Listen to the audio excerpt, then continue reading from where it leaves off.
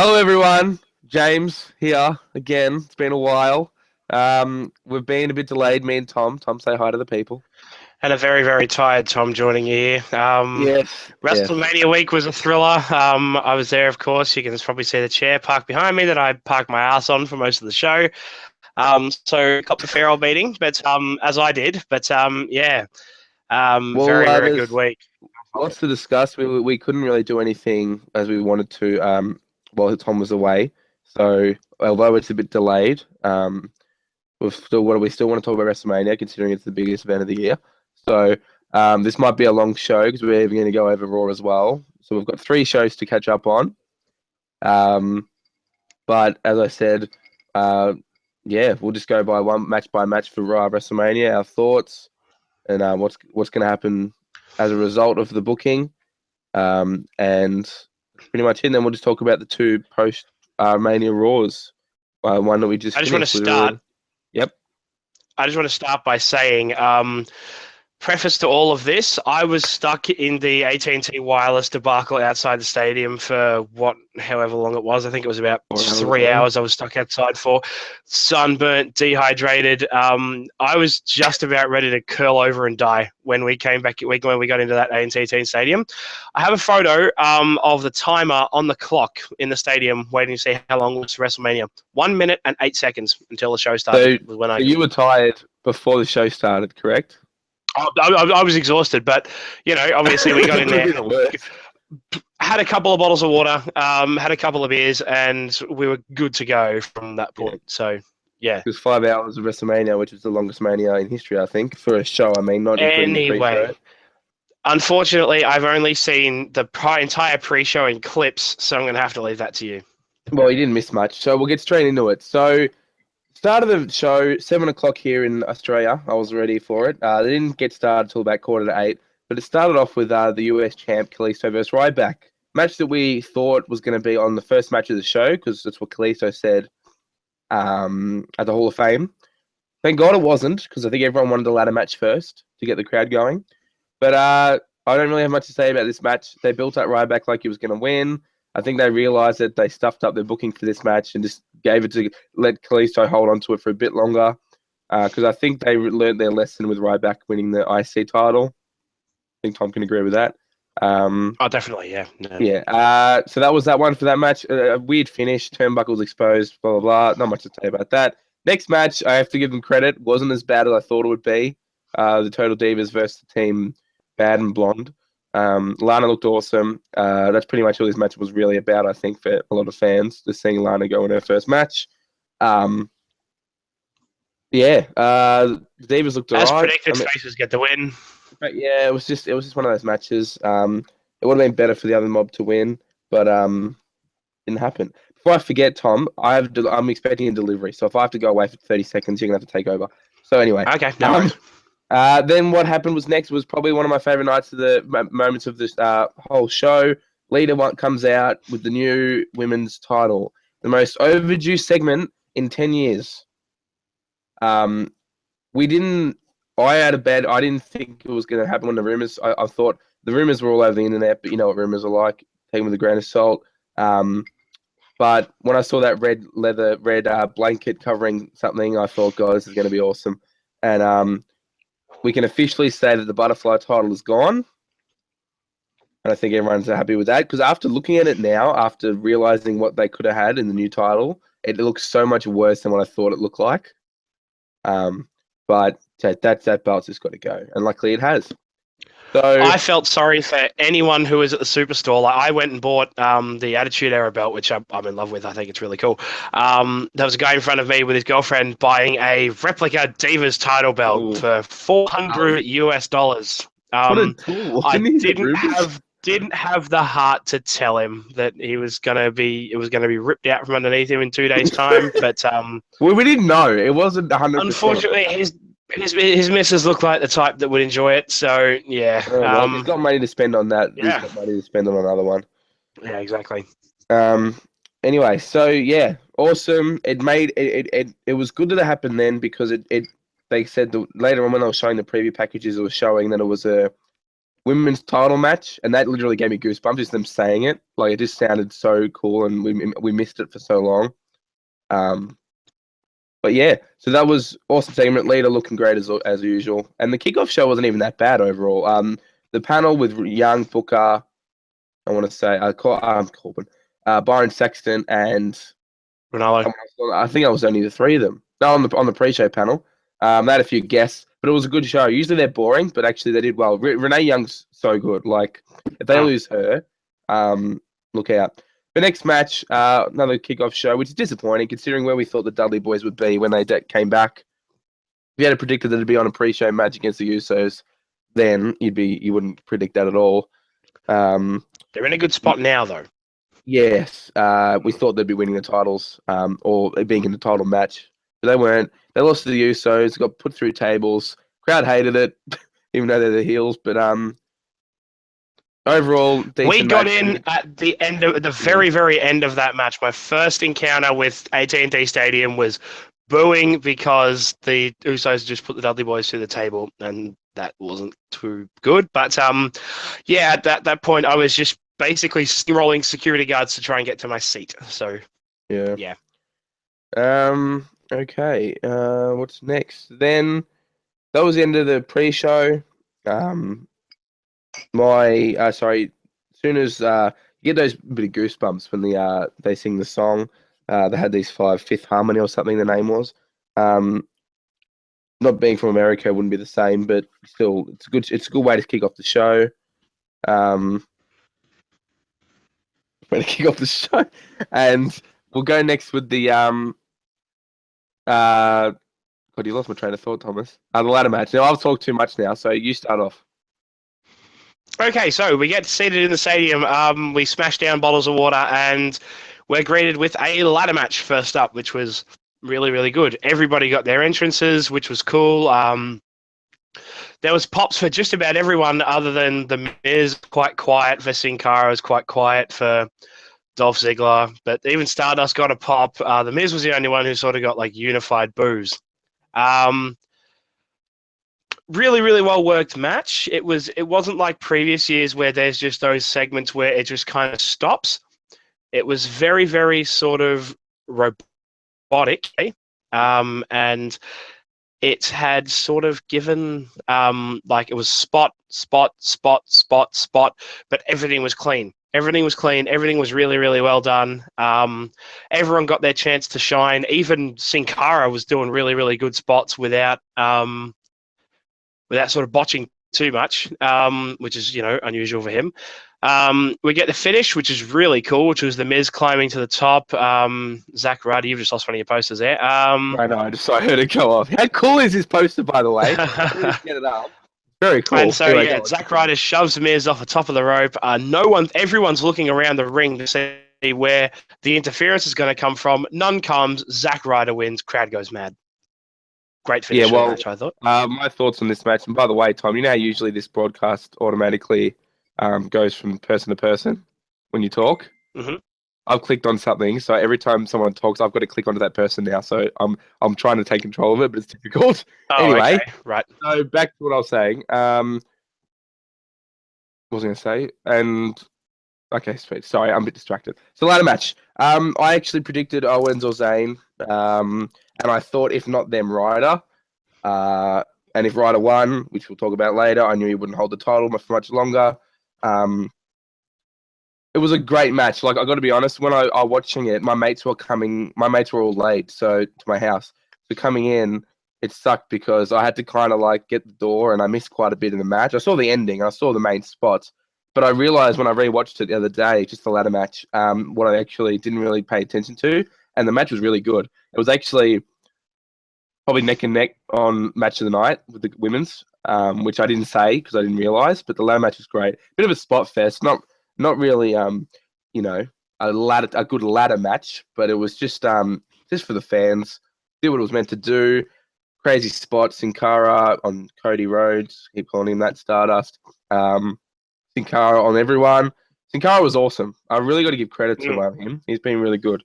Although it's a new person, Hunico, I think it is. But he's been really good.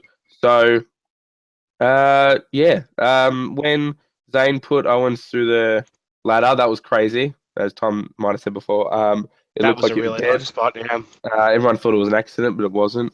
And yeah, so overall, right, it was a good finish. I knew the Miz wasn't going to win. So when Miz was on the ladder, I was just waiting for someone to push him off.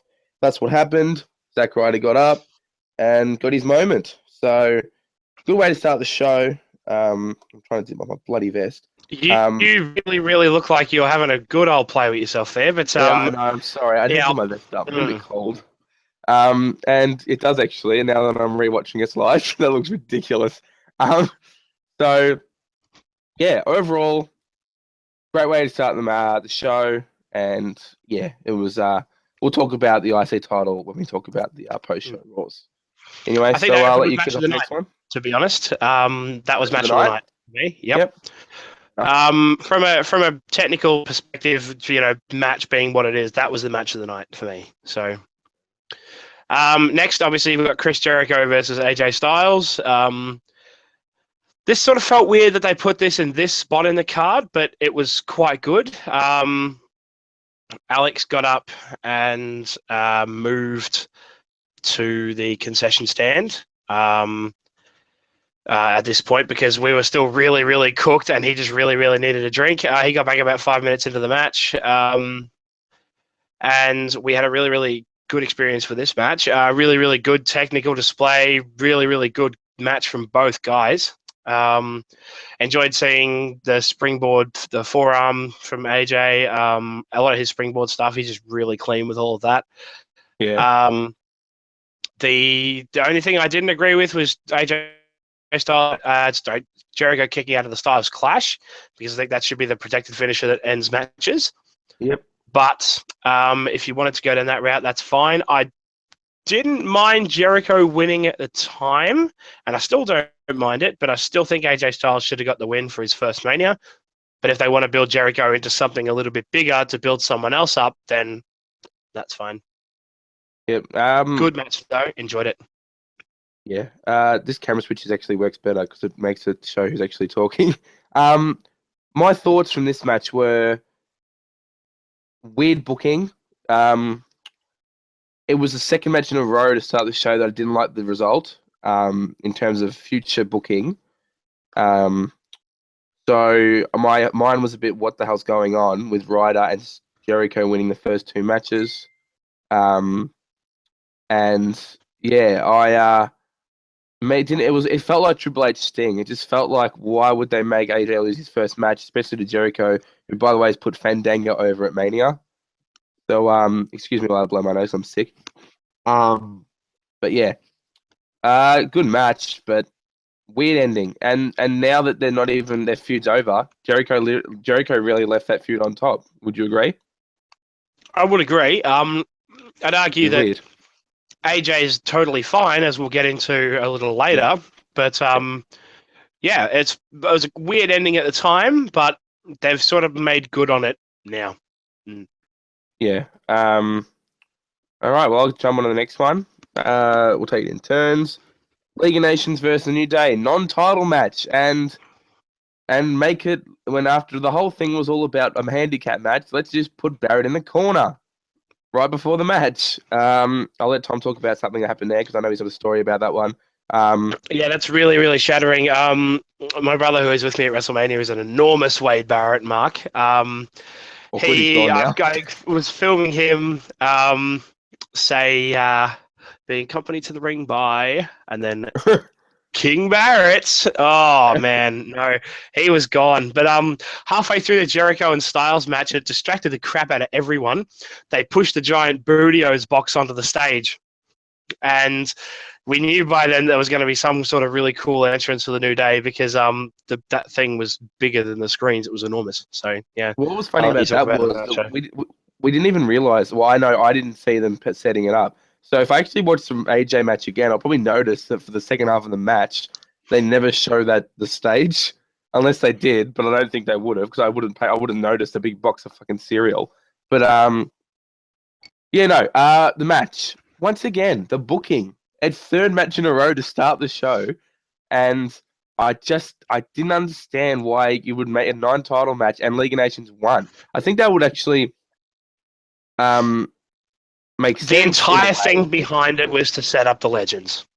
That was the Yeah, I whole know, reason but behind that New Day segment. could have won the match, then League of Nations could have attacked them because they have a number advantage. You know what I mean? Like there was another way to do that. And if you want to Yeah. make New Day, AJ lose, and Excuse then me. we'll talk about the women's match. Those three people that are the most over at the moment, I think Tom would agree. Oh, yeah. But when Barrett started talking, I was waiting for the music to hit. Didn't expect Shawn Michaels. Shawn Michaels was looking great, by the way. A lot better than he has looked previously. Then Mick comes out. He even looks great. And then you just wait for the glass to shatter. And you know that's going to go down awesome. And typical segment. And that was one of the loudest pops of the night. That was great. Yeah. It was good because they came out, did the dancing. It was perfectly done.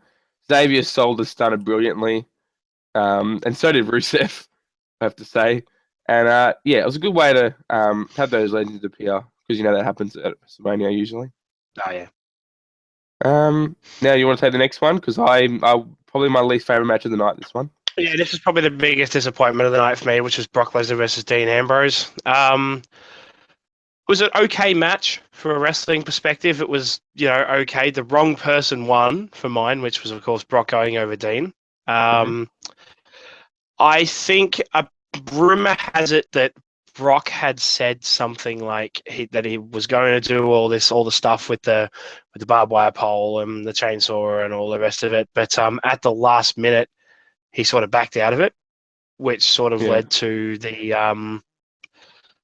sort of like the vanilla nature, I guess, of the match. The thing that really just bothered me was that Dean Ambrose didn't come down to the ring with the little red wagon of weapons behind him. I was really kind of looking forward to it and expecting that. It was physical. It made Dean look strong, but it didn't give the real big payoff that everyone was expecting to make him that top star, which was giving him a dirty or clean was giving him the win that he should have probably had in that match. Yeah, well, my thoughts from the match were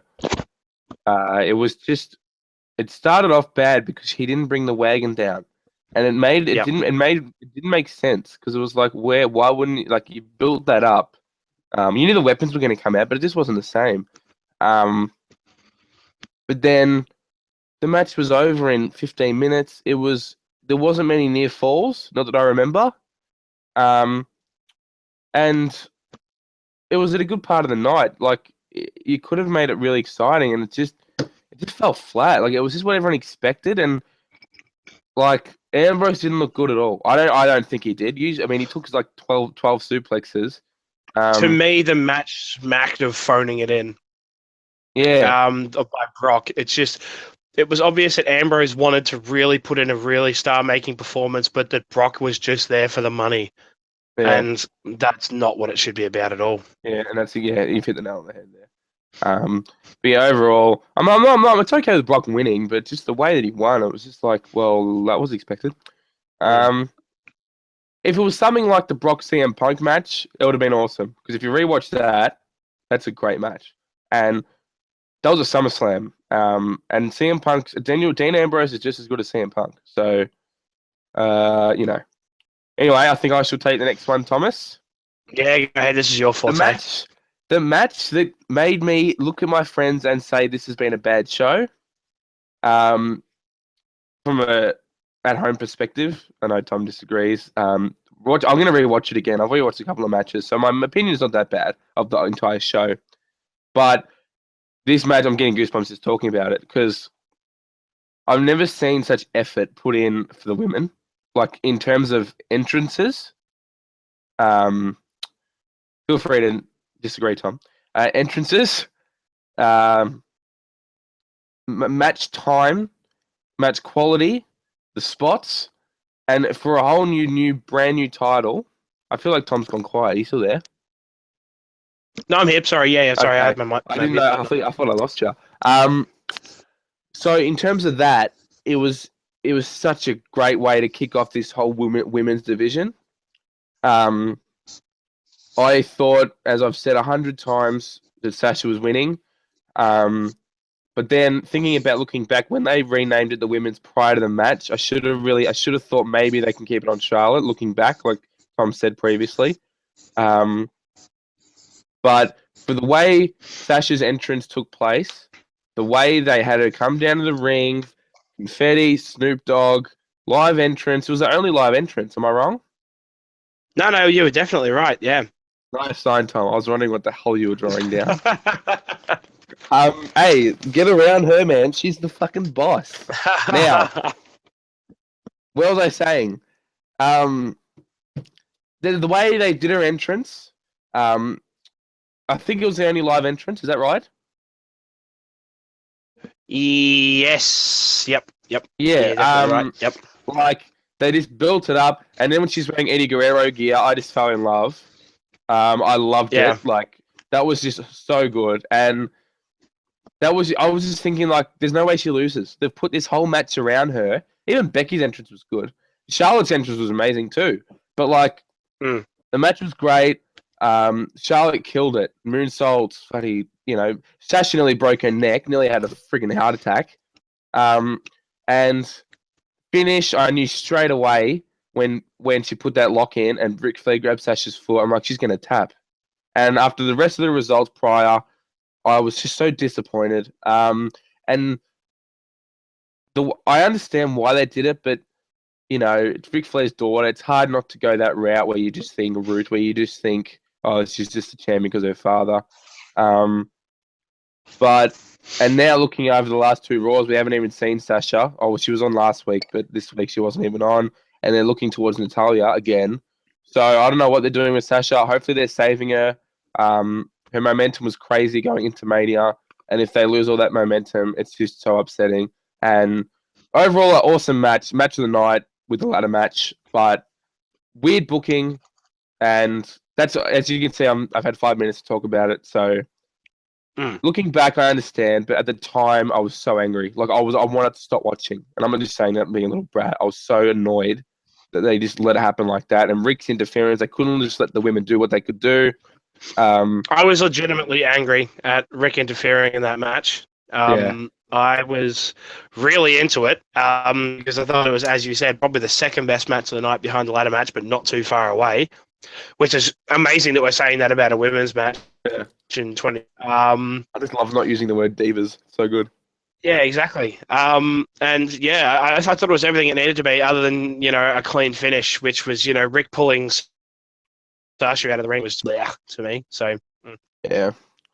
Just the whole thing about it was just, I loved the Guerrero thing, and I didn't even notice. And then they mentioned it. I'm like, holy crap, she's wearing Eddie tights and boots, and I'm sure she'll win it. And it was probably too soon, but we'll move on to the next match because we've talked too long about this match.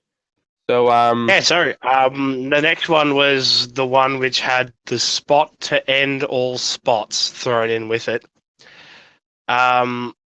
Which is, of course, The Undertaker versus Shane McMahon.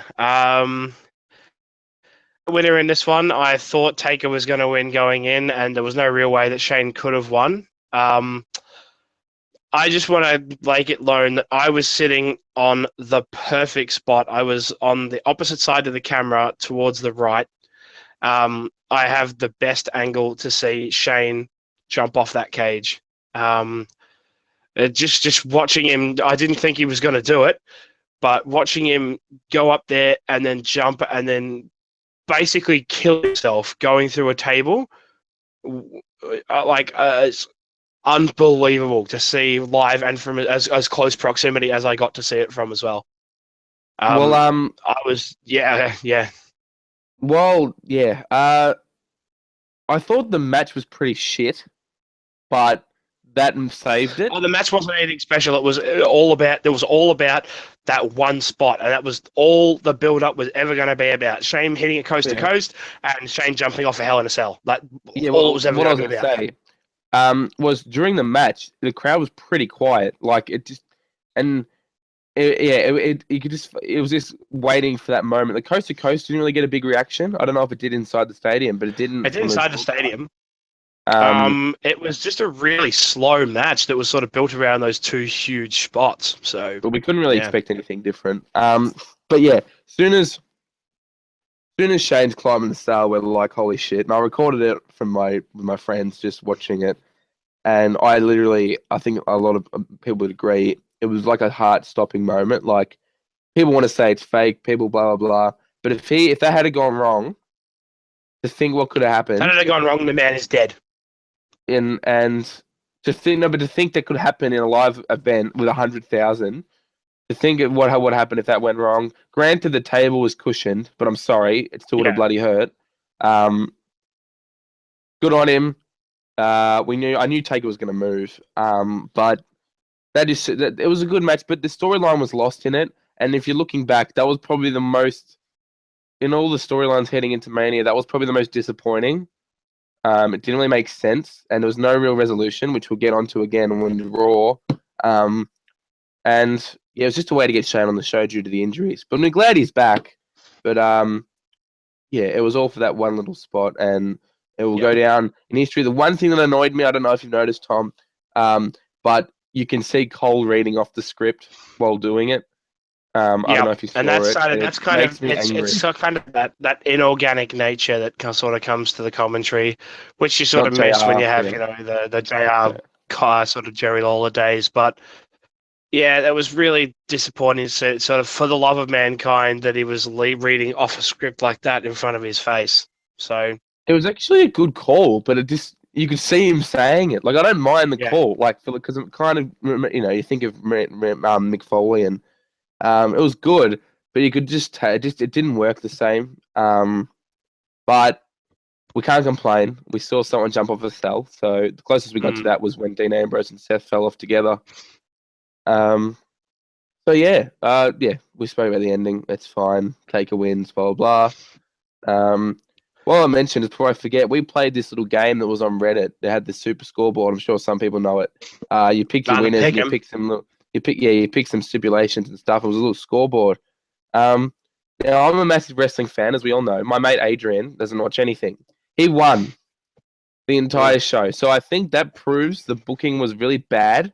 And that wasn't, he's just laughing, thinking I'm a dumbass. But I had Sasha to win. I had AJ to win. He had Charlotte. He had Jericho. You know what I mean? Like,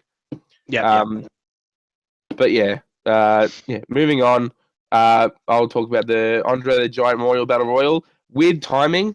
When I realized this was the second last match, or the third last match, I can't remember now. I was like, because this has gone a bit, but this match was okay. They did something different. They got rid of Big Show early. Shaq coming out was sick. Not that anyone knew what his music was, but I could read his name on the bottom of the ring. Yeah. DDP being in the match that annoyed me. Pretty cool. That annoyed me. And Tatanka didn't even get announced. He just came out with the jobbers, and then suddenly everyone's like, "Oh, Tatanka's in there." You know, you think he would have got his own music for sure, but they I don't know. It's just a waste. But the battle royal was used for something good. This is the way the battle royal should be used. Yeah, exactly. But and which was Corbin winning was awesome. Got him up to the main roster, which we'll talk about the main roster debuts coming up shortly. But yeah, a good way to build a star. So, kind of like Cesaro, and hopefully they don't fuck this one up. I'll let you take the next segment.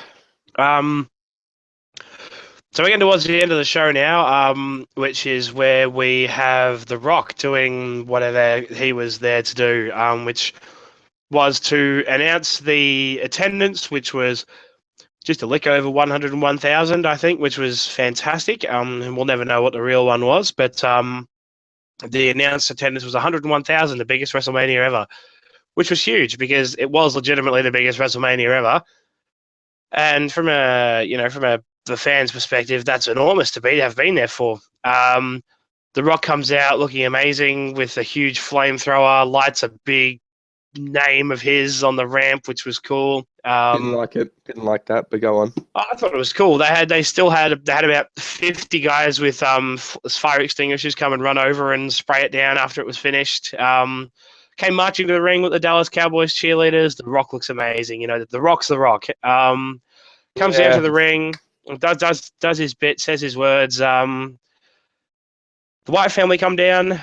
They come and get into a promo fight with him, which was cool. It sort of, makes Bray look pretty good. Then it's, okay, well, The Rock's going to have a match. I'm going to take on any one of you suckers. The Rock ends up rock bottoming poor Eric Rowan, and beating him in 6 seconds, which is the shortest WrestleMania match of all time. Yep. The Rock wrestled at WrestleMania, I guess. It was pretty cool to see. And of course, he has some help come down, which was John Cena. They have their moment at the top of the ramp. It was a good way to sort of let the crowd breathe between matches and continue to breathe between matches. Yeah, look, I really enjoyed it. For what it was, just a little entertaining sort of segment. Got to see The Rock, got to see John Cena. Cool. Yep. By me, I didn't mind it. So, yeah. Now, my opinion. Now, I'll try not to make this as long as Sasha, but it seems now that The Rock's boring because, and I think. I will definitely agree with you that The Rock needs to fuck off in no uncertain terms. But I can't believe we're saying that. But comes out. And he's wearing ring boots, by the way, which I noticed straight away. So straight away, I either thought he's having a little match, or I thought he was just going to beat some people up, which he should have done. He shouldn't have had the match. That was silly. But comes out with a flamethrower, and with the cheerleaders, by the way. I didn't like the cheerleaders. I'm thinking they could have had anyone on this fucking show, and they put cheerleaders on. So that comes out with a flamethrower, then his name is on the stage. I'm like, wouldn't you think it'd be better to put a name up that's something to do with the show, not a person? I love The Rock. I've always said that. Biggest man crush ever. But for a show like WrestleMania, just don't have you could put anything. It could have said 100,000. It could have had the number. It could have had Texas. Could have had Mania. Could have had anything. I just didn't like that. Then he comes to the ring, does his attendance thing, which, by the way, I've heard is fabricated. Apparently, it's only 94,000. And then his music hit, and I'm like, surely that's not his only segment. And I'm still waiting for the whole night for the Whites to appear. And White's music hits, usual back and forth. Then he says, "Let's have a match." I thought $100,000. He gets Rowan in there. Because they're not going to make Strowman or White look like a retard. Wins the match straight away. Technically, this match will go down as The Rock's last match. And that just makes me sick. Because I don't think he's going to wrestle again. Tom, do you agree? I don't think he'll wrestle again. I think if The Rock's going to do anything now, The Rock needs to disappear for a few years. The Rock can't come back every year at Mania now. That needs to be The Rock's last little thing for a few years, I would say. Until either his Hollywood fame has died down a little bit because he's the hottest thing in the world right now, or you get him to a point where he's been gone long enough again to seem like a novelty act. I think he's got one more match left in him with who I don't know, but maybe. I think there's a rubber match with Cena in there at some point. Another one. I know we've seen it before, but he's won one. Cena's won one. There's down no the way road, I think there's one more in there. I'm going to be somewhere. Sick. I'm going to throw up. If they do 3 times in a lifetime, they can't. It makes sense. The ending of the last one made sense. Cena stand up high. Let it go. That's it. I love Cena now. I have no hate towards him anymore because that whole feud worked out. But yeah, I forgot to mention. Then Cena comes out, which I predicted. It was so obvious when they crowded the ring. And he's a freak. We know that. We still think he's a little injured, but he couldn't have been too bad if he could have done an attitude adjustment. That guy is just an absolute machine when it comes to healing. Yeah. He's still not right. He was well enough to do what he did at Mania, but he's not well enough to wrestle wrestling matches at the moment. They needed to have them both on the show. You can understand him getting The Rock on the show. The money that they get from him being on the show because of the Hollywood nature. So I still think he's going to be on the next 10 WrestleManias. But as long as they don't spoil him during the year. Like he appeared a few times, and um, it was different last year because we didn't see The Rock before 31 for quite a while. I don't even know if we saw him. Um, so it was different that way. But because we saw him in January, we saw him in February, we saw him a couple of times before the show. It wasn't the same. But enough of that. To the last match, the shittest match of the night, number 2. Reigns vs Triple H. Now, we know what the crowd thought. We're not going to go into the crowd, but they mute the crowd as soon as Reigns' music hits.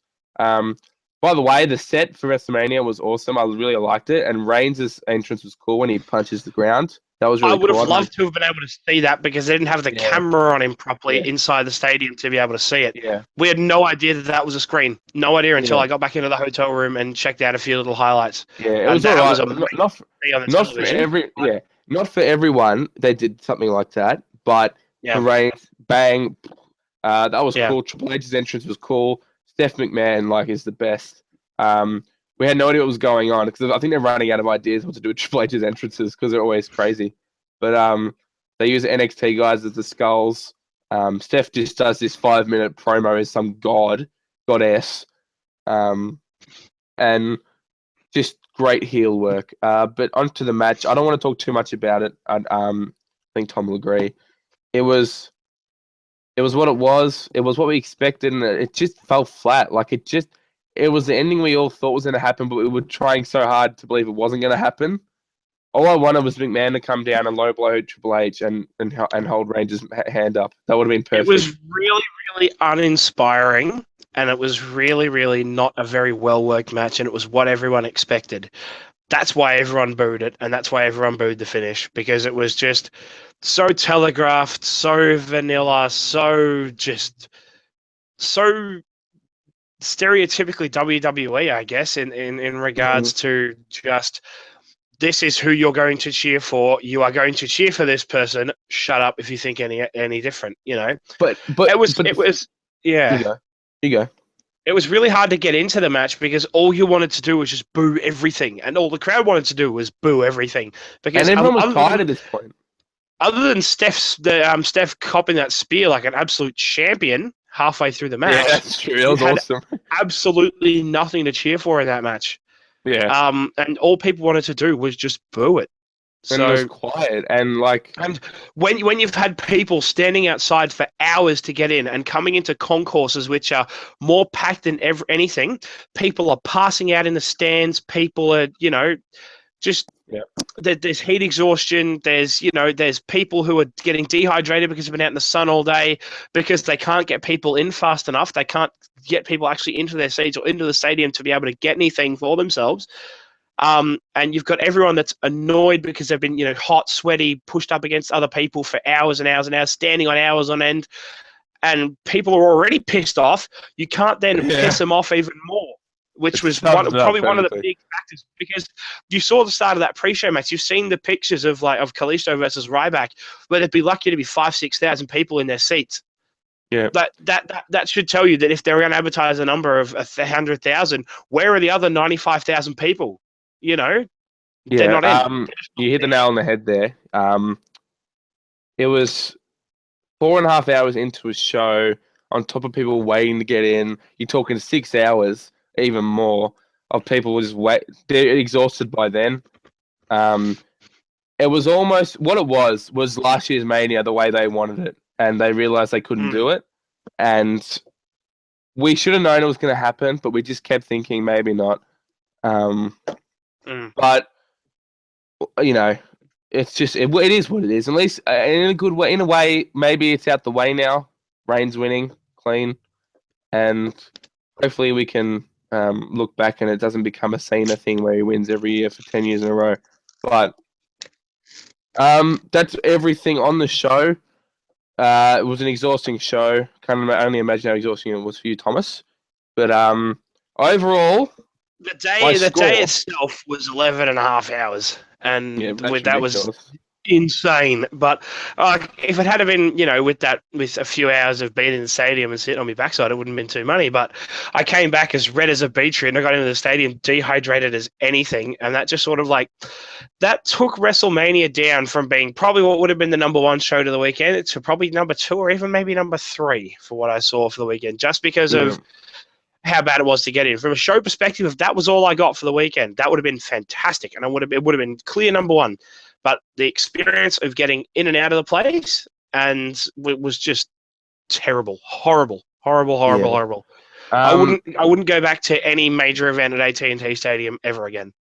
Well, there you go. That pretty much sums it up. So my final review score for WrestleMania 32, being biased, I would have to say from a TV perspective, which, by the way, my network crashed and I had to watch it on pay-per-view halfway through. 5 out of 10. The wrestling was good. Nothing else was. That's how I saw it. Maybe the spectacle of it was good, the fireworks, the music. But other than that, the booking was horrendous. That's not just me wanting the good guys to win. That's who I think is most suitable to win. 5 out of 10. Could have been booked better. But, yeah. What about you, Thomas? From an unbiased perspective, I'd give it a 6. Because, as you said, the matches were really, really good. The stories just sort of fell flat. And as we'll talk about a little bit later on, they sort of got to Raw the next night and just went, right, boom, we're just going to hit the total reset button on everything. Mm-hmm. And it's going to be like Mania never happened, almost, with a lot of things, other than Roman Reigns. And you look at that and... yeah, look, from a biased perspective, I've got to give it a 10 because being there and the WWE puts on a good show. No matter what you go to, from a view perspective, it's you get the fireworks, you get the screens, you get the arena set up, you get the atmosphere, you get everything. So it's a clear 10 when you're there, especially if you're paying $1,000 for your seat. But when look, if you put the whole day together, then it probably nukes it back down to about a 2 because the experience of getting in and out was just that bad. It wasn't funny. Yeah. Well, I don't know. It's just if in terms of a display of a show, it was good, but just the decisions. By the way, I might return the favor. But. Yeah, that was it. We'll go on to Raw now. We've probably been going for too long. We haven't even gone into Raw yet. And another thing, Tom, before we finish, we've got to touch on NXT. NXT was the best wrestling show I've ever seen. Yes, and we'll get to that. That sums it up pretty. But we'll get to that soon. Post-Mania Raw, Texas. Now, that was it for WrestleMania. We're on to Raw now. Now, crowd... Oh, can I just say that I nearly got into a fight walking to the stadium? You never told me this. Go ahead. Because I had 2 homeless guys hassling me for weed, and the only reason I didn't is because 3 or 4 other British dudes showed up in wrestling shirts and helped me and Alex out, because then we went from 2-on-2 to being about 6 or 7-on-2, and these guys just backed right down. There you go. So, was that outside the stadium? Dallas! It was, yeah. Look, if I hated Dallas as a city. It closes down at 10 o'clock, so there was no, there wasn't even a McDonald's open to go and get any food. You might get it from a little shifty pizza shop or something like that, but, when you're starving hungry after coming back from all these events and you get back and, there's no, the only things open, which is bars, because you can't get into because your brother's 20 and they won't, there's no point in just me going in. Or B, the only other thing open is there's a small grocery store open. So dinner, most nights, was Long Life milk and Cheerios. That's pretty shit. And beer and corn chips sitting in a hotel room. So yeah, if they're gonna do it, they're gonna do it in a city because going from Los Angeles, where you could go just about anywhere in 24 hours in the middle of downtown, the business district, even where there's not that many people. Even if you just wanted to go Subway or something like that for dinner, you can get something for dinner. And even that 10 till 12 area where all the events finish and everyone's pouring out of the stadium. Most people staying in our hotel walked, because then it was 1.2 miles or something, which is nearly 2 kilometers.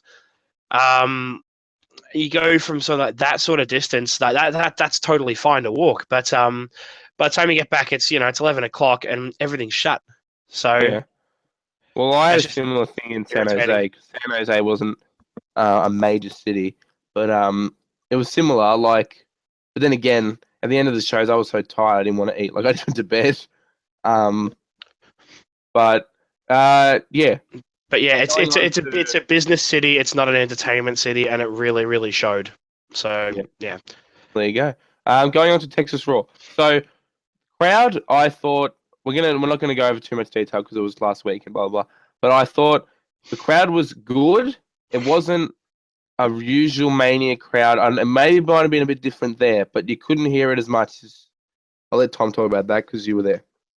The opening line from the commentary I heard was something along the lines of, "You're going to hear a lot of different chants because the people here are here to have fun more than support the superstars," or something like that. I'll interrupt. This is what annoyed me at the start. Oh, sorry, Tom. JBL goes, "Welcome to the Raw After Mania, where we have a more traditional crowd and more hardcore fans who cheer the bad guys and boo the good guys. It's not what they usually do, so enjoy the show." What an insult! Yeah, well, it just like, and then you could tell by then that they were turning the mics down. And when they brought Roman Reigns out, there was really, really obvious artificial cheers, and all the people around us really did notice that sort of like that really sort of artificial cheering that was being pumped in to try and override the boos. As he's walking down the ring, they kept going, see Michael? They boo the good guy. And it's like, oh, would you stop insulting our intelligence? Anyway, so the start of the show, Vince giving control to Shane. Liked it. I thought Shane was just going to say, thanks, everyone, see you later, but he didn't. And didn't really make sense considering... Liked it, but what the fuck was the point in the match then? You know, well, hang on, but it was okay. You're not my son, rah, oh no, but you did good. You did good out there. I'm gonna give you a go. Like I was letting it go for the first show. Sorry if I'm sitting like a bum. I was gonna let it go for the first show because it made sense. He was tired and he got injured, and give him one night. But then we'll discuss it later. He's on charge again this week, so it's just because social media overwhelming support. The whole storyline with that was supposed to be that they were hoping that the ratings would be amazing for the night after Raw. They were supposed to be basing it on, because the television ratings were so good, Shane McMahon's going to be given another go. So they switched it into so the social media was going crazy, Shane's given another go. Yeah. That's what that was. But yeah, so I've got a few points here, Tom. We'll just go over them. Wyatt family attacking League of Legends. The League of Legends, yes. The League of Legends. I liked it. It still proves they don't know what they're doing with the Wyatts. Maybe they do now after finishing Raw this week, but they got rid of Barrett. I think turning the face was good. Yeah, well, that was the start of it. They hadn't turned face yet, but they got rid of Barrett, the League of Nations, and that was always going to happen. But yeah, good little segment. They know the crowd after Mania loves the Wyatts, and they really played on that, and they did well. Because overall, this show was literally just an IWC show. Like, just of course it is. It's the Raw After Mania. Half the crowd's paid to see some of the loudest chants of the night were the dueling chants for people chanting for the name of their hotels they got assigned with the travel packages. So that's ridiculous. Yeah, I love that. But yeah, I thought, and then after this, they had a few debuts. We'll go on to the tag team later on. But Corbin and Apollo, I thought that I knew Corbin was debuting. I didn't like how they used Apollo because they showed him before. His music popping out of nowhere would have been pretty good. I don't think he's ready yet. In terms they're trying to I don't mind what they're doing with him because they're trying to make him, because those video packages are designed to try and make him the must-see thing. They're building him up. It's like, come and check this guy out. This guy is something special. This is the guy you want to get behind. Which is exactly. He's a really special athlete. He's a little bit raw, but pardon the pun. But he's sort of he's a little bit sort of green still in terms of his personality development and some of the things he does. But his in-ring work and his athletics are more than enough to sort of carry him to that next sort of level. I don't know how he's going to go on the mic, and it'll be interesting to see what they do. I hope they don't just make him beat everyone like they did with Ryback, because that'll just ruin it. What they've done with Corbin is perfect. They even left him on off of Raw today, which is actually a good thing in my opinion. Yep. They showed a little video package, and that's all they need to do. But yeah, go on. Roman Reigns comes out as we mentioned before. Little, obviously got the heel reaction we already knew he was going to get. Yep. And I liked the promo. I liked the thing he said, but they're teasing heel turn, but they're not. Like, it's weird. Like, he's like, I'm not a good guy. I'm not a bad guy. I'm the guy. It's going to get old really quickly. It was a very effective little promo, but yeah, as you said, it's gonna get pretty old pretty quick. But it just proves that he can be heel. Like, watching that promo, it was like, just be a heel. Like, just let him do it. Like, they've got him in with AJ, and the champion never loses the match after Mania. So I'm annoyed that AJ won in a way because we know he's not even going to win. So, just a way to please the crowd. But yeah, good idea. Set up that little fatal 4-way that we'll talk about. And yeah, good booking on that part. Just the way it was all done to handle Reigns' heat and to get those 4 baby faces in the ring. I saw it in Jericho. But yeah, you start off the next one, Thomas. Yeah, Zack Ryder losing the Intercontinental title was everyone knew. Everyone knew this was happening. Everyone knew. It's a nice sort of way to transition it from heel champion in Owens to face champion in Ryder to another heel champion in Miz. I'm a big fan of Miz's heel work. I really, really like Miz's heel work. I think that they did that very well because they made Zack Ryder seem as like sort of like the lovable loser. They had his dad involved. They got Maurice back on the scene, who's actually been quite good so far. And awesome. they've sort of given Miz a bit of a run with that mid-card title because that's really all as far as he's going to go. Because given you need to be dynamite in the ring as well as dynamite on the mic now to sort of succeed, I think he's a little bit lacking in the in-ring side. He's really good on the mic because he's a really good heel, but I don't think he's ever going to go much further than that Intercontinental title. But he's a really, really good mid-card heel, which they don't have a lot of. Well, he's won 5 times now, and I just didn't like him. I mean, he's growing on me with the Maurice thing, and it's going well so far. But I really thought they could have given it to anyone else because Miz has won the IC title a lot of times now, and it's the same reign every time. So maybe Stardust would have worked. Maybe even was there another heel in the match? I don't think there was. No. Was just missing. Owens, is that right? had the title. Miz and Stardust. Oh, and Owens. Yeah, but Owens wasn't going to Owens had the title. Yeah. But knew it was going to happen. Clearly, because Zack Ryder wasn't on Raw today, he's done. He got his moment. I don't think he's coming back for a title match anyway. They've completely defeated the purpose of rematches, I've noticed. Triple H never got his. He'll be back in NXT doing his thing with Mojo Rawley, if that's still a thing. Because I think Mojo should be one of the ones that's given the chop because there's so many better than him now. Yeah. Women's title ceremony. Quickly go over this. It was kind of just a repeat of what happened to Mania. I thought this was a car wreck of a thing. It was weird. Because Charlotte sort of came out and then they had her cut this promo where she's like, like she's trying to do 2 things. She's trying to make herself look good as a heel, and she's trying to be really face-ish as well as we are women, this is the women's division now, it's not the Divas division, which is what you want to hear, but ideally you want to hear a face say that.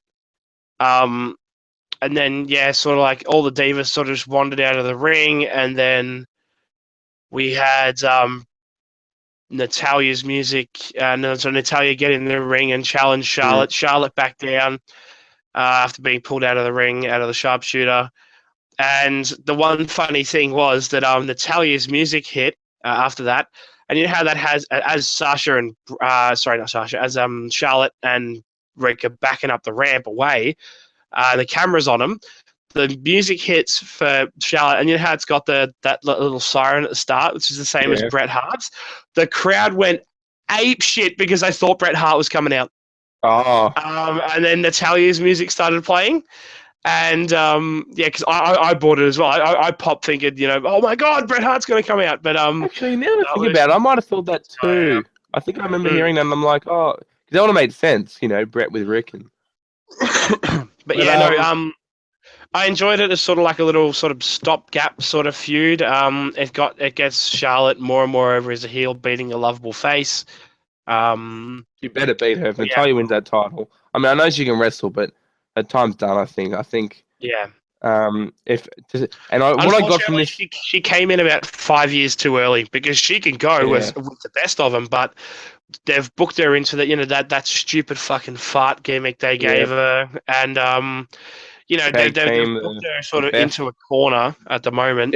She had a good tag team with Beth Phoenix, but that kind of went. But And she's part of that Total Divas group now, who will never be taken seriously again. Now that unless they can prove themselves in that next sort of upper echelon, like her whole ring gear is based around her saying on Total Divas that she wants to be a dominatrix. I know, it's a bit weird. Wants her ring gear to look like a dominatrix, and which it does, which is terrifying. But wrestling and a reality show, they shouldn't be based around one another. Which is sort of what they are. Yeah, what I got from this was that it was hard to explain. Sasha and Becky just kind of, I don't know. I think they're saving that. I don't know. It's weird. I like the way Sasha was crying again, of course, because that's what she does all the freaking time. I think there will be a big angle around SummerSlam time. New York, yeah. Because they've got a Japan takeover or a Japan show coming up. Yeah, that's why the one. Asuka's involved with it. Yeah. As whether or not they want to have the second match or the third match in the Bailey Asuka sort of saga there. Yeah. As I was saying, Bailey took over. The Bailey chance took over during the segment, which made it weird. Michael Cole acknowledging him didn't help. But yeah, I think they have to go with the 4-way for SummerSlam, but it's just I don't think Charlotte should have the title for that long. So, I suppose we'll just have to wait and see. Yep. Next ending. Now the Dudleys were still out in the ring for some weird reason after a break. I knew straight away what was going to happen. Then it plays the little musical instrument. I don't know what it is, like a violin or something. The mandolin. Close enough. And they come out Enzo and Cass without Carmella, which annoyed me. But what can you do? We predicted this for months. Yep. It was okay. I know the crowd got into it, but watching Raw today, I've just got a bad feeling they're going to fall flat soon. I don't think so because I think they're going to win this tournament, which we'll talk about later on. But I think the entire tournament. Well, the next round is going to be they're going to beat the Ascension. Put it that way. But let's stop talking about it. Yeah, we'll talk about it later. Yeah. But yeah, look, no, their debut was good. Enzo's something really, really fresh and new on the mic. You give them that chance to just basically run with it. Really, especially against the Dudleys, perfect opponents. Yeah, it's perfect opponents for them because there's trash talk versus trash talk. You get that aspect of Enzo over. You give Cass a chance to just be the huge guy that he is. I'm looking forward to see what they do. I think they are future tag team champions in the making just because of Enzo's pure oozing charisma, partners Cass's huge size and really good look, really well. Yeah, I know Cass looking a little bit like Scooby-Doo, but that's besides the point. They're capable, but I just noticed on today's Raw, not everyone was into the chant, and when that chant when that promo happens, because he does it every time he comes out, it fell flat, and I'm just worried that they're suited for NXT more. But that chant, that sort of introduction, won't last. That won't be. They'll do that for the first little while. Yeah. And then they'll do it, like because I think they'll win the tag belts and they'll cut a promo saying you're tag team champions or something like that. Yeah. Promo feuds with them and the New Day are going to be fantastic if that ever happens. Yeah. But yeah, look, we'll talk about it more later on. Really good to see the tag division just. Yeah. So many tag teams. If we're going to be on the note of tag teams, the one I worry about is the Vaudevillains. Oh yeah, because they very, very sort something of shocking. Vanilla. They're ready. They're very sort of vanilla sort of faces though. And I would give more I think we're time heels. I think they were to. heels on SmackDown. Oh, were they heels? Were they wrestling heel? Were they? They versed Lucha Dragons. They didn't high five anyone. They looked like Okay, heels to right. me.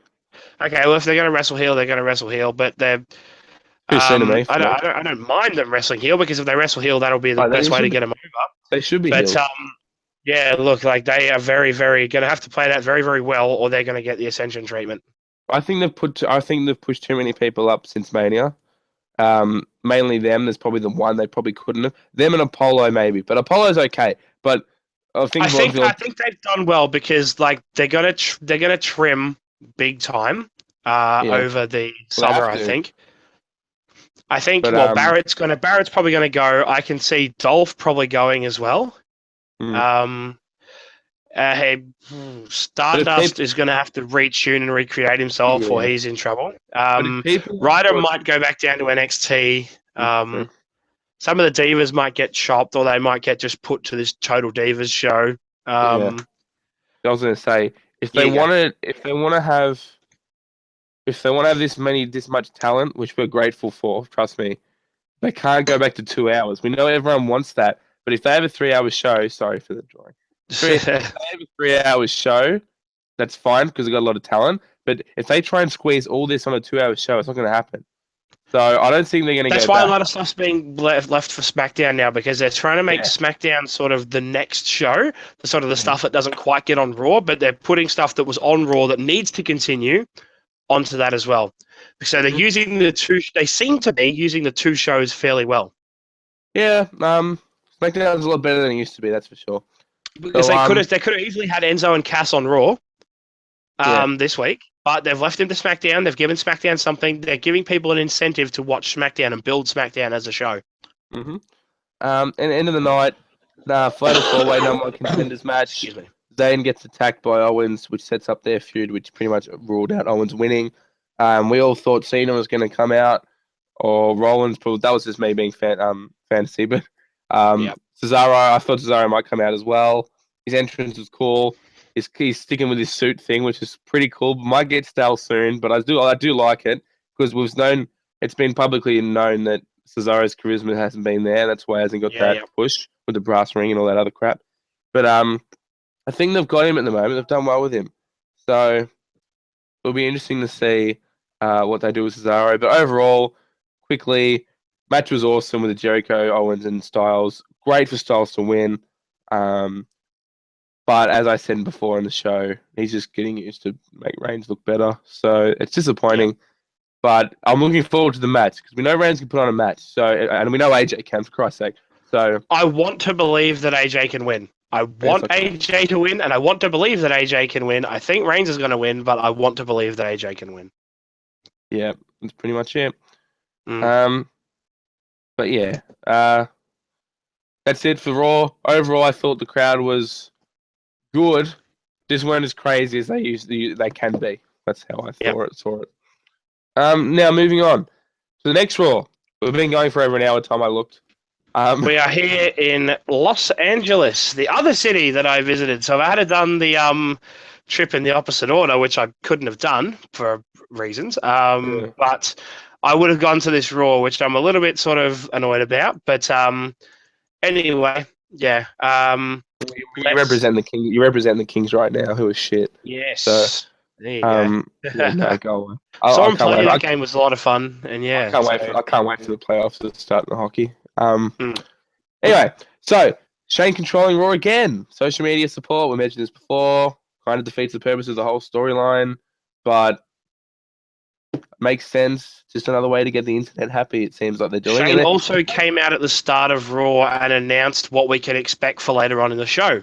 That was okay. I didn't mind that. Other than cutting a 30-minute promo, you're giving people a reason to watch rather than just making shit up on the fly throughout the night and hoping and keeping people dangling from that little fishpole, around in the audience, which is what pisses a lot of people off. Which is sort of like watching in hope that there might be that really good segment coming up that you don't want to miss, but you get to the end of the show and it's some retarded 6-man tag match that doesn't really do anything. And the amount of times you had Steph come out and say a promo like similar, but it just wasn't the same, and she craps on, and it was good. It was a good way to start the show. Owens versus Cesaro.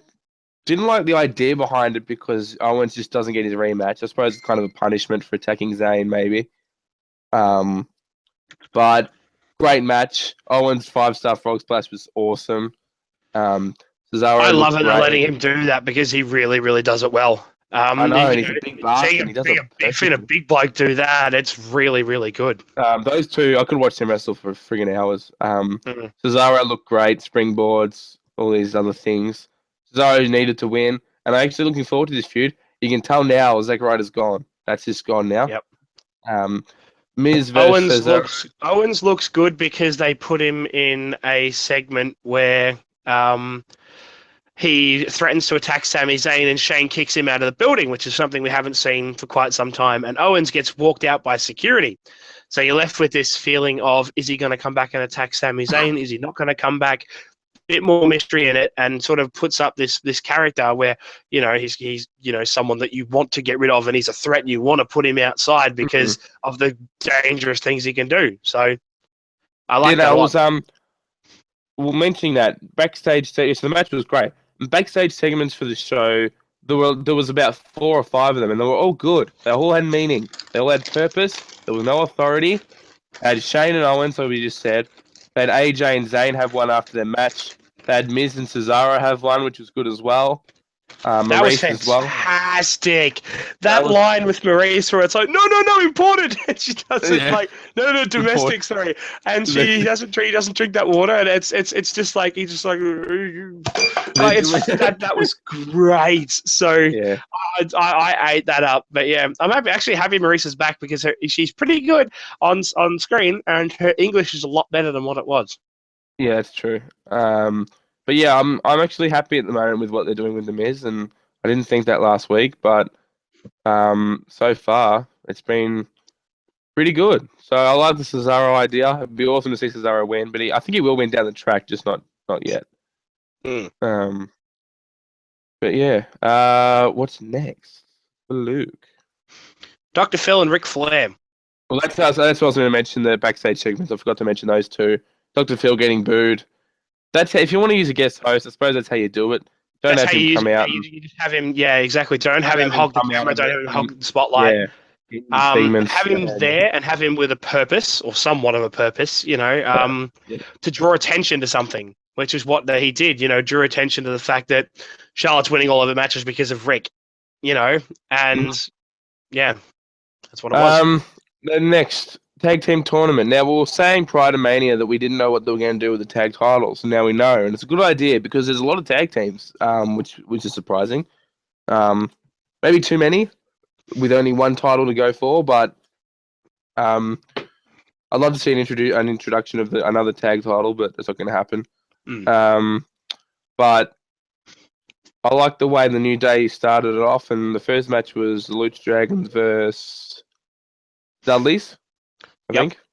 And Kalisto knocked himself clean the fuck out as he went over He smashed his head on the ground when he went for a spot, overspun slightly, smashed his head on the ground. Devon didn't pick up on it as Kalisto got up and clotheslined him to the ground. He hit his head again. Well, I didn't. I noticed that the doctors were there, but I didn't really know that he was knocked out. It looked like a pretty legit sort of injury to me because I'm back into the match at all. Sin Cara just sort of did the best he could, and Bubba sort of knew something was wrong, started yelling, as he does, being loud to try and save it. They beat down Sin Cara, won the match, and which brought out Enzo and Cass to have a promo on the mic with him and Bubba, which is fantastic. They've put the two best guys they possibly could together to help get Enzo and Cass over. But the tournament idea, as you said, is great because it builds a viable contender to the New Day. And I think whoever wins the tournament needs to win its tag team titles because the New Day are starting to get a little bit worrisome just holding those belts up at the top there. If they do this whole tournament and don't let the titles change, it'd be really weird. They need to let them lose them. Next, we might skip a few things, but we think the Wyatts have cemented their face turn. It seems that way. At least Bray has. or tweener turn. The fact that they've brought back Bray's where he cut his promo and then he said Los Angeles. I love I'm that. here. It was two things. One, you don't say the city name unless you're deliberately cutting a bad promo to get cheap heat, disparaging a sports team or something. He's got the city name said to try and get that little pop, and he said, "I'm here," and he came to the ring alone. Perfect. So he's building himself as the face that doesn't sort of necessarily is aligned with the other guys, but doesn't necessarily 100% need their help. It screams Undertaker in that it's because Undertaker's always been a face, but he doesn't pander to the crowd.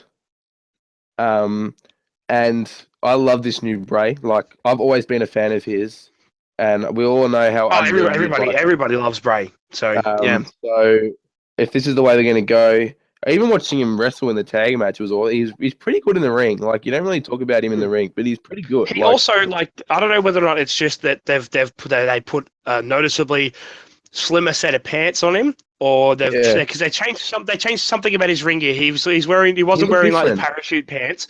He looks very, very different, and that's an entire look change, which screams that you're trying to go face. And he looked slimmer, fitter, and more able in the ring. I thought what's happened. I thought I was noticing that. You're right. I definitely drew. But yeah, looking forward to what they do with the Wyatts. God, give Bray a title. I just want to see him with a title. It'd be so awesome. Even if they're tag champions, and he's like the leader of the tag champions. I want them to cover the Wyatt family in gold. I think that the logical next step for whoever wins these titles is to have the Wyatt family go after him and have Rowan and Strowman win the title there and have Bray going for something else. So, kind of like the Shield did a couple of years ago, and they won. The important thing is, though, that Bray needs to have a title because you can't have Rowan and Strowman have the tag titles. And you can't have, Bray have nothing because that just makes him look sort of weakish. But I think if you're going to do anything, what I would do is I'd revitalize the US title, put it on Bray, because it's doing nothing on Kalisto at the moment. He's jobbing in tag matches, and he jobbed to someone. I don't quite remember who it was, but he jobbed to someone on Superstars, at the Raw after Mania, which was just stupid. But they've got to get the title off him, and they've got to do it soon. Even if, that's a really good idea. The US title with Wyatt, maybe Cena comes back and they have a little feud. I don't know, but even because it's a US title, maybe Wyatt can deface it or something and turn it into some freaking crazy looking belt and something about his gimmick and the world and all that other crap. But I reckon that's a really good point, Tom. The US title, and I'm really looking for out of Raw today. The thing I'm looking forward to most is Bray. That's how I see it. Sorry if the camera's getting wrong. I've been clicking the camera for an hour and a half. I'm getting annoyed. I have to keep clicking every time we talk. So women's title match. I don't really want to talk about this because it was just a typical Charlotte match. It's just a way to get their match on the pay-per-view, and Charlotte. And it's also a way to get hate for them. Yeah, but I've done it 100 times. Well, that was Natalia's Divas title match. That was women's title. I'm institutionalized. Women's title match. Because that was for the title. The title was on the line in that match, so that was her match. But she lost by DQ, so it's a dusty finish. They might give her another one. They might give someone else a go. Next week might be interesting, or SmackDown might be interesting to see where they go with that from a different perspective. Next, a good way to build it because it got more heat on Charlotte. Because if Rick keeps doing that stuff, there's going to be insane heat on him and insane heat on Charlotte as well, which is going to be good because they need a strong heel in the Divas division. Yes, the women's division. The women's division, or the Divas division. Have you said? It's 10 years of just garbage. So, I know. Yeah, you can understand. We're out of order here, but the Bullet Club Day fucking feud. Finally. And so the Usos got the win over, what was it? Who they beat? The Usos beat? The Social Outcasts. right. Yeah, Usos beat them, and out of nowhere you get Carl Anderson and Luke Gallows, which will be fun to see where they go from there. I don't know where they're honestly going to go. I think the way I'd love to see it play out is like a sort of NWO style angle where they're waiting for their third man, and then it becomes either AJ Styles or Finn Balor.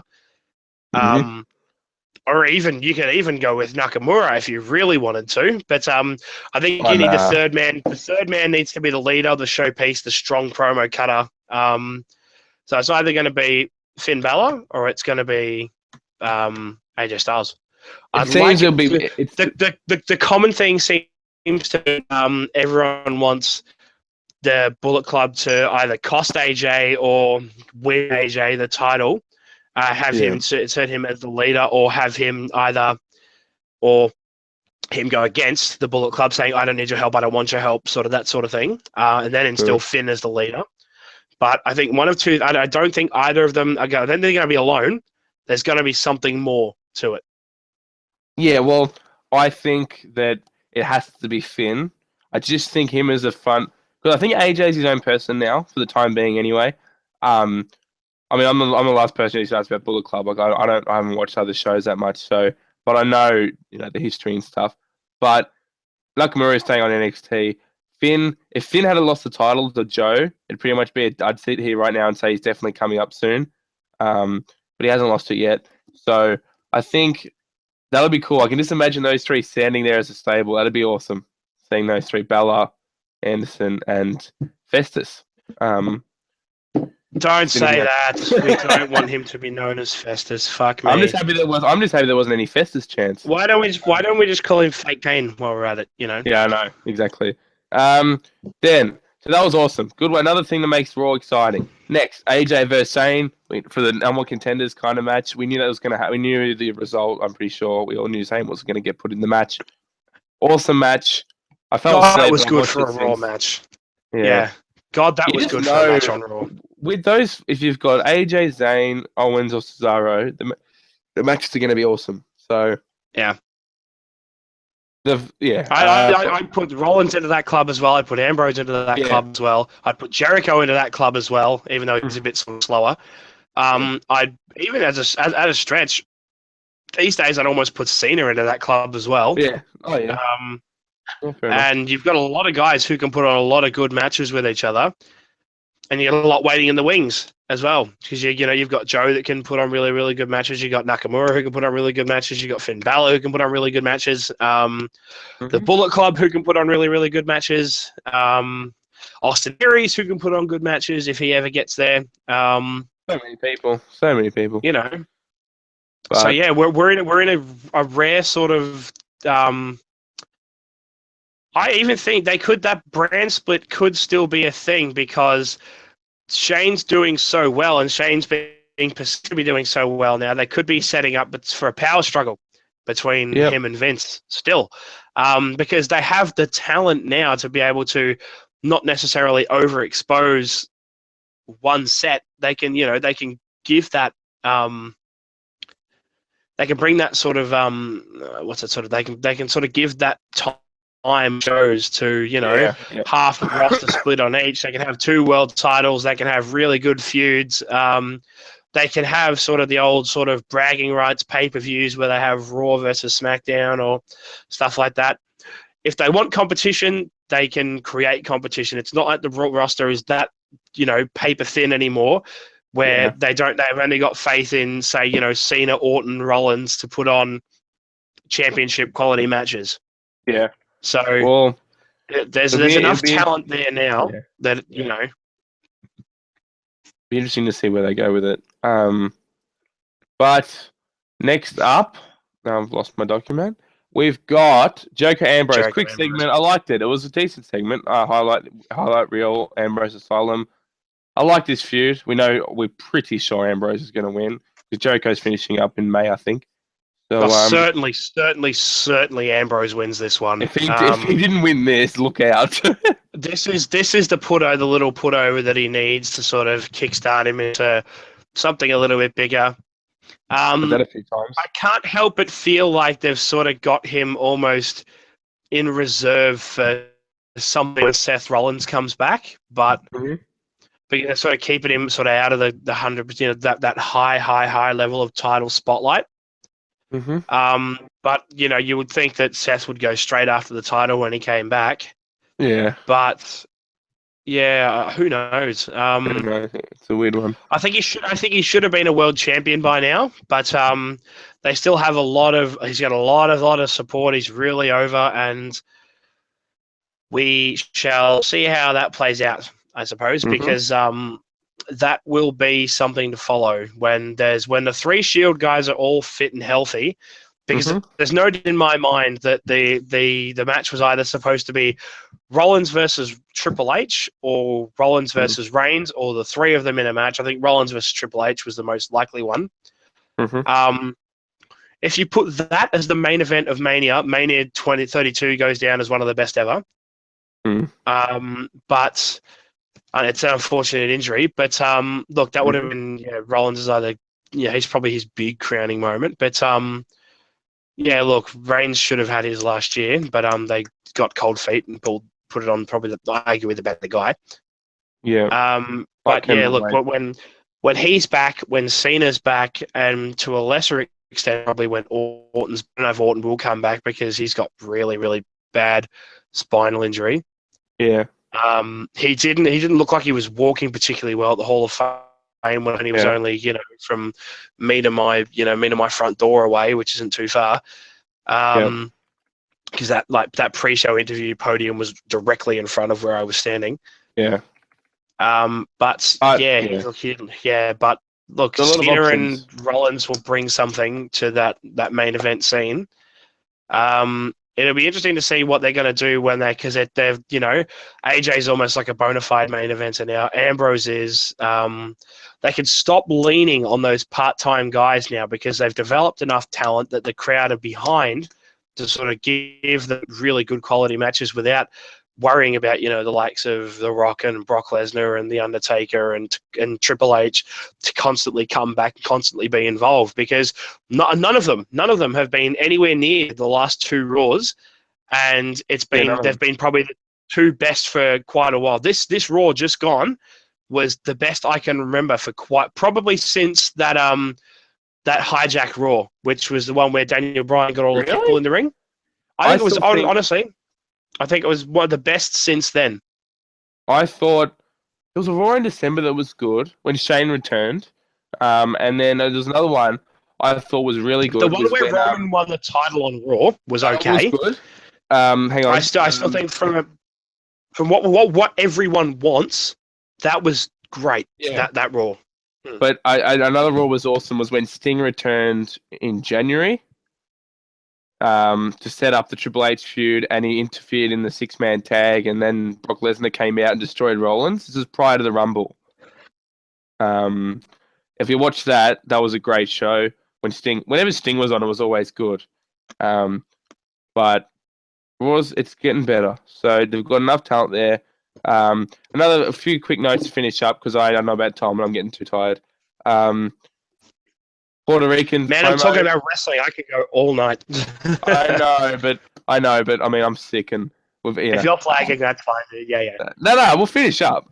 Puerto Ricans, go away. No one likes you. Go away. That's enough I'm going to say about that. Tom, you can agree. I think there's one thing missing because there's a lot of face tag teams and there's a lot of the Ascension are sort of your jobber heel tag team that no one likes. I like it.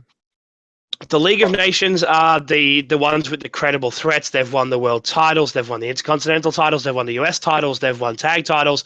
They're 3 guys who are quite well credentialed. And if they push them as a big stable, then that's okay by me. Look, I think what they're missing is a smarmy jobber heel type. There's a hole there that they can fill, that they can sort of credibly get like lesser tag teams over with.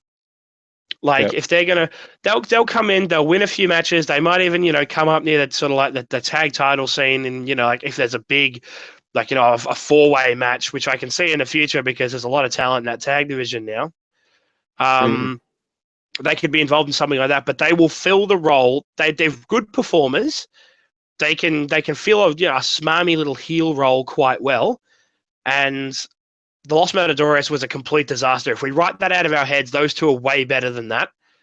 Yeah. And you will have a situation where they will actually be quite beneficial to the roster in that sort of that lower end smart ass heel tag role. Because they're going to come in as obviously pretty boys. We're better than you. Puerto Rico's better than America, sort of type thing, and they'll get their ass handed to them repeatedly. But they fill a hole that there's a need for, I think. Yeah, we'll see what happens with them. I'm not looking forward to it, but give them a go. Yeah. To close the show, Wyatt's we spoke about. We didn't really talk about the tag match. Oh, yes, we did actually. We don't really have to talk about it, but good match.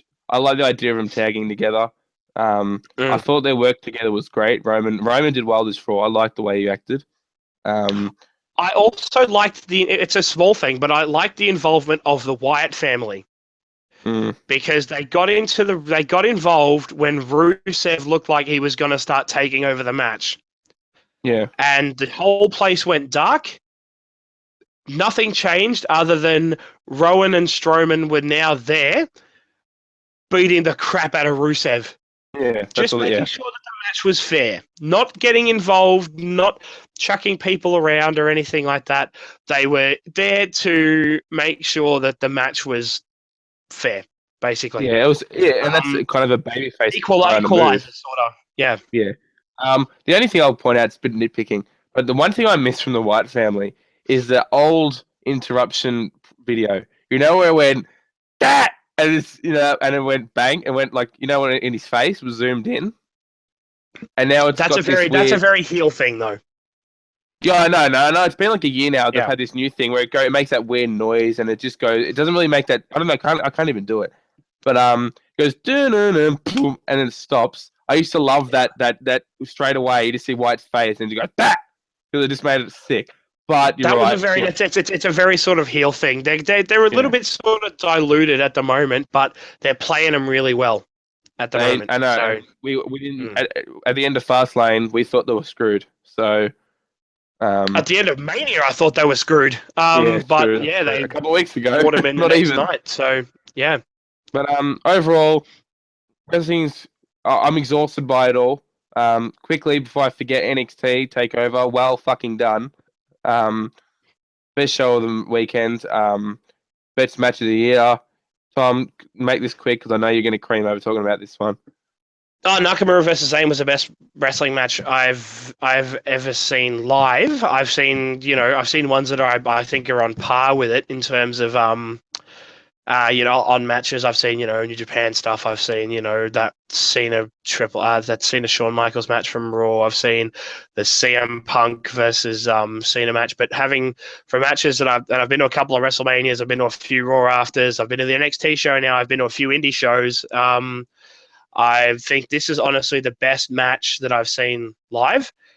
And a very, very quick special mention to Ricochet and Will Ospreay at Evolve 59. That was it was a entirely different sort of match. It was an athletic showpiece of face versus face contest, but holy shit, that was really, really amazing to go to an indie show and see something of that caliber. Makes you think that there's a lot more out there than what the WWE is dishing up. Going to that show was really, really good. I couldn't have asked for more for my $40. It was pretty good. But yeah, look, I honestly thought that was a really, really understated part of the weekend. The entirety of Evolve 59 was really, really good. But yeah, NXT was just a really, really, really well put together wrestling show. It was 5 matches with no weird stipulations, no run-ins, no bullshit. It was heel versus face or face versus face. It was what everyone wanted. It was perfectly constructed from the top to bottom, which is started with that amazing tag match where the American Alpha came out on top. They let the crowd breathe with Corbin versus Aries. Aries got the win. The match wasn't fantastic, but it was exactly what it needed to be by introducing Aries to the crowd without giving too much away about him. They did Zayn versus Nakamura, which was mind-blowing. Shot him straight to the moon, and a star-making match for Sami Zayn. You had Bayley versus Asuka, which was a brilliant match. And the ending was not what anyone expected, but it was still really, really good because it left the door open for things down the track with them, which would be great to see them go. And the main event was a very good match, but was just sort of. I certainly do love NXT, James, and it was a very, very, very, very well constructed match, but was unfortunately ruined because Joe got a massive boxer's cut above his eye. It kept bleeding, and the docs needed to get involved because his eye was starting to swell shut. As much fun as those let Joe bleed and fuck PG chants were, but even Joe played it really well. He'd come out and he'd get a massive burst. I think the way that match was supposed to go was Joe was meant to get physically dominated, and Joe was meant to physically dominate Finn, and then Finn was supposed to get a bit of comeback offense and find a way to win the match. But for what it was in the situation they had to work with, it was really good. Crowd was massively hot. You knew it was going to be like that. It's the noise made in that 10,000 seat arena was enormous.